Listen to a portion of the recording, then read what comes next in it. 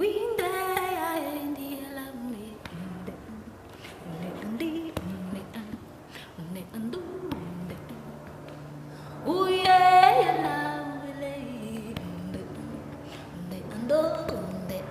sou a Pamela Peregrino. Eu moro no Rio de Janeiro, mas já morei em outros lugares. E desde 2013 eu entrei para uma organização anarquista e foi muito importante para mim, para me aproximar das discussões feministas. Eu já participo de movimentos sociais há mais tempo que isso, principalmente junto com o MST. Eu participo desde 2005, 2004, fazendo oficinas de teatro do oprimido com o MST. E também com movimentos da cidade, curso de formação no campo da cidade. Mas me aproximei mais do feminismo foi nessa organização. E tivemos alguns problemas internos de muita opressão assim, dos próprios companheiros nossos com meninas do grupo, né? Tanto em casos de relações amorosas, mas também na própria dinâmica das reuniões, né? Os homens sempre se impondo, impedindo as mulheres de falar, ou desconsiderando ideias que mulheres tinham dado, né? Sempre os homens prevalecendo, os homens se reunindo antes e conversando o que seria feito na reunião, né? Como se a gente estivesse ali só para fazer número. E essas críticas todas foram colocadas internamente na organização. E muitas mulheres saíram. E eu viajei, eu fui para Portugal, morar um ano lá, estudei lá. E nesse processo a organização foi se desfazendo muito, né? E muitas dessas mulheres que saíram se reuniram e começaram a pensar que queriam fazer alguma coisa, alguma organização, né? Criar algo novo entre mulheres para a gente se fortalecer, para não continuar esse ciclo que a gente que sai, sempre as mulheres que saem, as mulheres que saem, as mulheres que saem. E uma das ideias que a gente teve foi criar uma escola feminista. Na verdade, essa ideia veio de uma companheira que foi morar no México. Ela foi estudar lá. E lá ela conheceu uma escola de mulheres em Oaxaca. E a gente começou a tocar e querer mesmo construir a escola. E nisso a gente pensou algumas coisas que eram importantes pra gente. Uma é que não fosse só com mulheres já ativistas, mas que incluísse e precisasse da participação de mulheres que vivem na comunidade, que nunca se aproximaram de nenhum movimento, mas que já têm toda uma vida de resistência, né, de enfrentamento ao patriarcado, na própria história de vida delas. A gente queria ter contato com essas mulheres. E a gente não queria uma estrutura de professoras e alunas, a gente queria um círculo, na verdade, né, de troca de conhecimentos e de acolhimento, que a gente também achava necessário, justamente para nos fortalecer nos momentos de maior opressão, ou mesmo de agressão, que a gente tivesse um espaço para acolher mulheres em momentos de fragilidade, para depois elas tocarem a vida. E nesse processo nos aproximamos também de mulheres indígenas. Isso foi bem legal, lá do Rio de Janeiro. E começamos as atividades da escola feminista numa casa ocupada por índios, lá em Tomás Coelho, um bairro, uma favela do Rio de Janeiro. E foi muito legal, porque juntou tanto as mulheres da favela, quanto mulheres já ativistas, quanto as mulheres indígenas, e foi uma troca assim, muito linda, pensando nesse processo de que cada um ensina o que tem para ensinar e diz o que gostaria de aprender, para a gente procurar qual de nós poderia ensinar aquilo. Depois daquele bolo, eu não me recuso. Eu prefiro bolo. Vamos lá. Um pedaço de bolo. Eu ainda tô com gostinho. Vamos gravar primeiro. Digam lá, o que vocês acham? Eu não gosto mais nada. A gente continua reproduzindo, a gente ajuda os meninos a reproduzirem, Babu, esse machismo infelizes. É isso. O que vocês acham? Visto o silêncio foi feito assim, em geral. Eu acho que inconscientemente algumas vezes a gente acaba contribuindo. Às vezes, assim, você não quer, mas você pensa, não posso, não dá. Ou você fica calado em alguma situação porque já tá cansado de bater de frente. Eu acho que fora isso a gente... Sou alagoana. Estou há alguns anos aqui em Recife. E dentro desse processo, a gente conseguiu juntar um grupo de mulheres que tinham uma determinada identidade, né? Somos todas mulheres negras e muitas, antes disso, estavam sem identidade mesmo. E a gente se une nessa perspectiva da busca pela identidade. Porque uma das coisas que mais nos incomodava era essa opressão quando se trata da estética, né? Nós somos vivemos num país onde mais de 50% das mulheres são negras, mas o padrão estético exigido é um padrão eurocêntrico. E a gente vai engolindo isso, as meninas vão morrendo nessa perspectiva de estar tendo que se moldar a padrões, comprometendo a própria saúde, não só a saúde física, né? Porque a gente sabe que os produtos usados para que isso ocorra são produtos que nos traz muitos problemas. De repente, nas ladeiras de Olinda, a gente sente essa necessidade de dar uma resposta a esse movimento de opressão para nós mulheres negras. Por quê? Porque o movimento feminista em si, né, essa teoria do movimento feminista, ele não consegue abarcar as nossas necessidades mínimas. Essa luta mesmo contra essa opressão toda estética, né, que felizmente não chegou, os produtos de clareamento não chegou a nível da gente ter tão acessível como em alguns países que eu sei que existe, das meninas estarem usando para clarear a pele. Só chegou um massacre em termos da indústria do cosmético, do cabelo, mas surge o movimento feminista, ele não consegue discutir os nossos problemas, porque somos mulheres. Não somos todas mulheres, mas não somos todas mulheres, ou não, né? É a mesma coisa quando se trata dos encarceramentos. Quando você vai olhar, existe uma cor ali. E quando a gente fala mulheres de periferia, é como se periferia fosse uma identidade. Não, nós somos mulheres negras.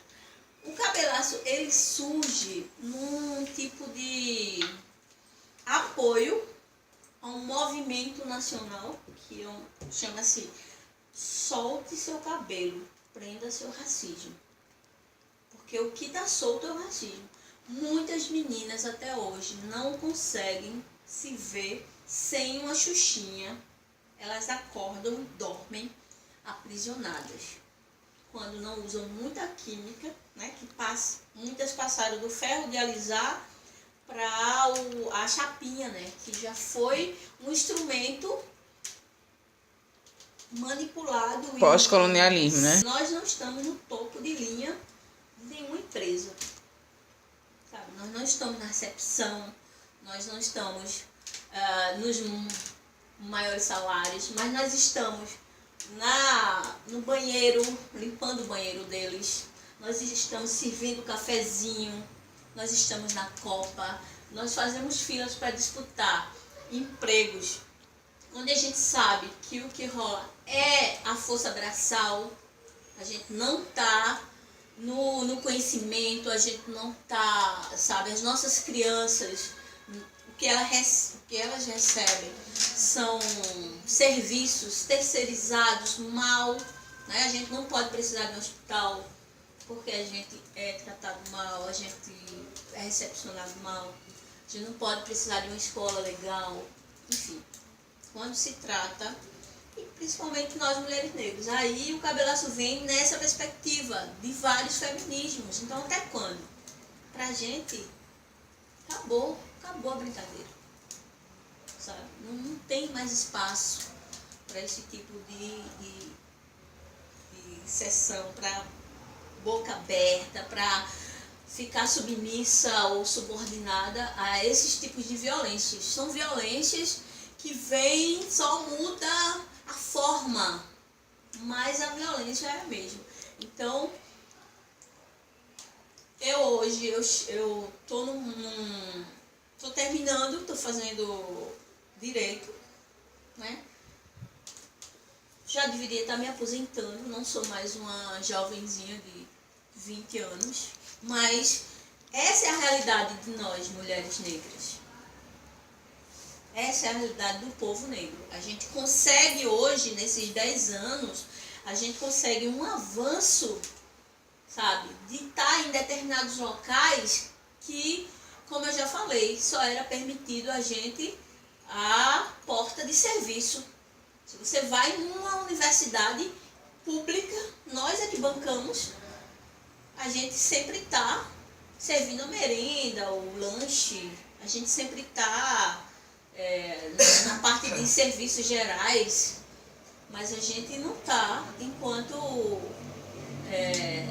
estudante, graduando, pós-doutorado e tal, e escrevendo, né? A gente não está, não assina os artigos, os livros, a gente tem que ler o que eles falam da gente, a visão que eles têm da gente. E nesses 10, 12, sei lá, 15 anos, a gente consegue um avanço que pouco mais significante, né? Significante. Então, o cabelaço vem nessa perspectiva de fortalecimento, de cura, mas uma cura de nós para nós, né? E aí a gente coloca que se nós somos um movimento de mulheres, nós somos feministas, mas nós somos mulheres negras. Eu acredito que é o primeiro movimento onde aqui que comporte, onde as participantes são e se identificam enquanto mulheres negras. Então, nós por nós. A nossa ideia é essa, a nossa caminhada é essa. Nós não queremos movimentos mais mistos, nós queremos nós nos reunirmos, nós colocarmos os nossos problemas. Quais são os nossos problemas, sabe? Os nossos problemas é a opressão estética, sabe? Os nossos problemas são as oportunidades, os nossos problemas nós, mulheres negras, estarmos dentro dos espaços de conhecimento, nós produzirmos, nós lermos outras mulheres negras, nós termos o conhecimento de nossa história. Então, a nossa caminhada, a partir de agora, é essa. Mais todos conhecem por Babu. E eu sou de Recife, Pernambuco. Moro em Belo Horizonte, já tem 3 anos e meio. Fui para Belo Horizonte para respirar novos ares, porque eu achei que a minha cidade já não me cabia mais. Daqui uns dias Domênica vai junto. E não sei, Domênica, fala aí, o que é que eu tenho que falar? Ah, sei lá, da sua história mesmo, assim. Você foi-se embora, você tá estudando. Então, a minha história, vamos falar do que envolve o assunto, né? A minha história é que eu cresci em Recife numa época de grande efervescência cultural da cidade, então eu conheço 3 Recifes. Recife da minha infância, né, infância e período de formação, o Recife de quando eu fui embora e o Recife que eu conheci essa semana, agora quando voltei. São 3 diferenças gritantes. E eu cresci nessa época a cidade fervia a cultura, então era Jodas Tiranas de Via de Tamaracá, o Coco de Dona Selma, né, o polo cultural de Bete do Oxum, que está lá resistente há anos. Então, era uma cidade que fervia a cultura, em que a gente tinha essa possibilidade de vivenciar os terreiros de candomblé, de vivenciar os afoxés, de vivenciar o coco. Sentido de vida. Mas eu não posso dizer que a história do negro ela tem como base principal o processo de escravidão, porque o negro não é só isso. Existe a religião, existe a cultura, existe toda uma história que é trazida de África para cá, que precisa ser bem trabalhada, que precisa ser discutida, que as pessoas precisam se apropriar disso, porque isso faz parte da nossa identidade, né? E aí eu me descobri, de fato, no Rio de Janeiro. Dentro da O Negro, dentro da minha casa de candomblé, a casa de candomblé que eu faço parte é no Rio de Janeiro, em Maricá. Eu estava falando isso para ela agora há pouco. E aí foi lá que eu disse assim, bom, agora eu encontrei o meu oásis político, onde a gente pode discutir ideia com pessoas que já estão no nível de esclarecimento um pouco maior, que já passaram, que já sofreram as duras amarguras que essa vida de militância traz. E aí foi lá que eu me descobri. Porque até então a minha militância era uma militância acadêmica, de escrever artigo na universidade, de fazer tese, de não sei o quê. E aí chegou um momento que eu disse assim, bom, eu estou militando dessa forma para quem? Qual que é o efeito que isso está trazendo de fato para a sociedade? Ninguém. As pessoas pegam, leem o artigo, depois põem lá no cantinho, tudo bem. Então eu cansei. Então eu preciso ir para a rua. E foi o que eu fiz. Então eu comecei a participar das greves, eu comecei a ir para os movimentos sociais. Eu comecei a ir para a parada gay, que era uma coisa que eu nunca curti muito ir, particularmente, porque para mim tinha perdido muito o sentido, tinha virado um grande carnaval. Então eu disse assim, bom, vou conhecer parada gay, vou para São Paulo para parada gay, e aí eu realmente conheci o que era a parada, o movimento LGBT, o que era a parada da diversidade.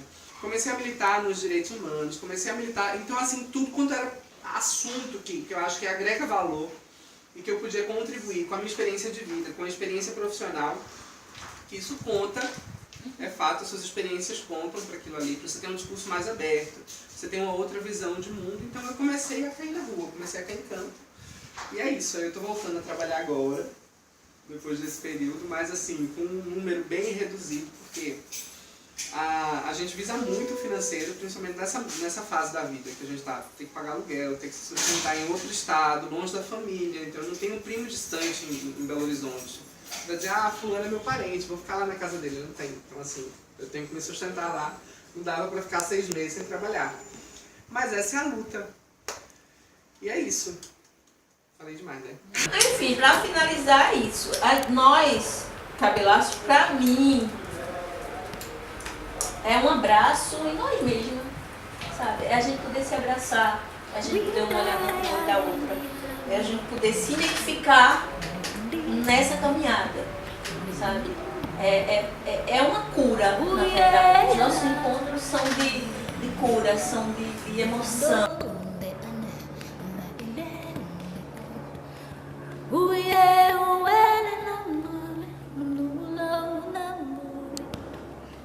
Love.